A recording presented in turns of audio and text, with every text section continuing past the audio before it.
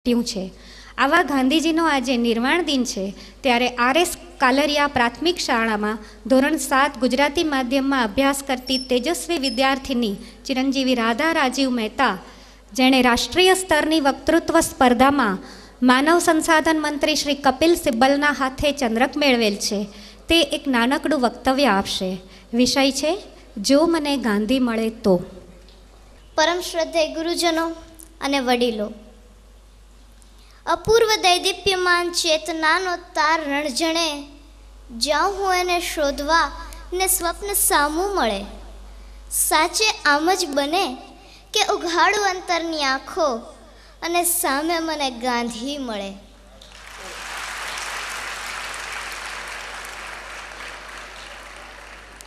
હા, જો મને ગાંધી મળે તો વાત્સલ્ય સભર હાથ શિરે ફેરવીને પૂછે, બેટા હિન્દ કેમ છે? ભીતરમાં કંઈક સળવળાટ થાય અને અંતર અતીતની ગર્તામાં ડૂબી જાય કે સત્ય, સદાચાર અને અહિંસાના પરમ આગ્રહી મોક ગાંધી અહીંયા ક્યાંથી? અંતરમાં ફરી વાચા ફૂટે અને બાપુ કહે, માં ભારત અને બાળકોની ખબર લેવા આવ્યો છું। જીવનભર સત્યનું આચરણ કર્યું ને તેની આ ફલશ્રુતિ છે કે ફરી એકવાર અહીંયા આવવા મળ્યું। પછી તે મારા હાથમાં પેલું જર્જરિત થયેલું 3 વાંદરાનું રમકડું જોઈને પૂછે, બેટા હજુ એ તું બાળક જ રહ્યો? હજુ રમકડાથી રમે છે? પણ બાપુ, એ મારું પ્રિય રમકડું છે। સાંભળીને ક્ષણભર હરખાઈ જાય। ચશ્માની તો હરાજી થઈ ગઈ, પણ ટેવ એટલે ખાલી નાક ઉપર પહેલી આંગળી મૂકીને કહે, મારું પણ એ પ્રિય રમકડું છે। ભલે ને સાંભળતું નથી, જોતું નથી અને બોલતું એ નથી, અને રમકડું વચમાં જ બોલી ઉઠે કે તમે તો ચાલ્યા ગયા બોલીને હે રામ, પણ જેવું પત્યું તમારું જીવન કે ખબર નહીં ક્યાં ગયો તમારો સંદેશ। ગુલામ માનસ, અનૈતિકતા અને વિદેશી વસ્તુઓના વાયરાની જડ એવી તો ઊંડી ઉતરી ગઈ છે આ 63 વર્ષોમાં કે સત્ય, અહિંસા, સદાચાર અને સ્વદેશ પ્રેમ માટે તો તમારે એકડો જ ઘૂંટાવવો પડશે।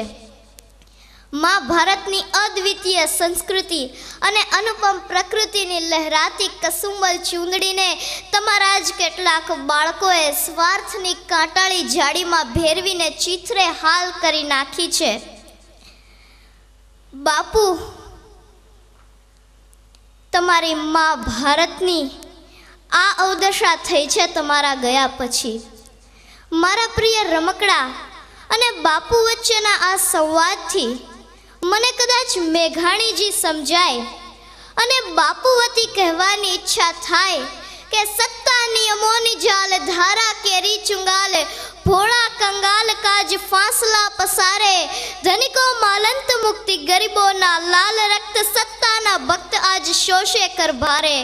બહુદિન સત્વ સયા જીવન નિર્વીર્ય થયા, બંધુત્વે સયા પ્રાણ નવરચના માગે, જાગો જાગો ગુલામ આવી પહોંચી।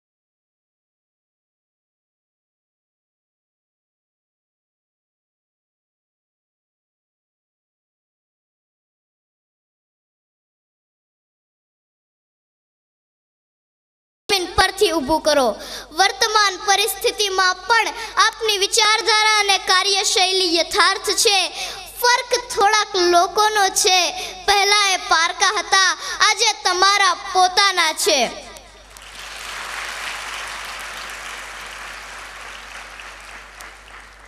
સમાજના નૈતિક પુનરુત્થાન માટે અને આઝાદ રાષ્ટ્રની આબાદી માટે ફરી એ જ નૈતિક મૂલ્યોની જરૂર છે જે આપે 1 સદી પહેલા આપ્યા હતા અને આજે મૃતપાય દશામાં કણસી રહ્યા છે। અને બાપુ 63 વર્ષની આ આખી યાત્રાનું એકમાત્ર સાક્ષી મારું આ પ્રિય રમકડું છે।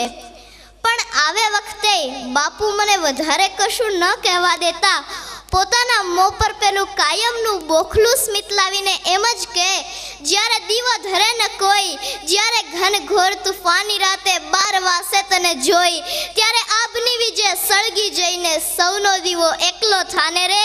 તારી જો હક સુણી કોઈ ના આવે તો તું એકલો જાને રે, એકલો જાને, એકલો જાને, એકલો જાને રે. તારી જો હક સુણી કોઈ ના આવે તો તું એકલો જાને રે.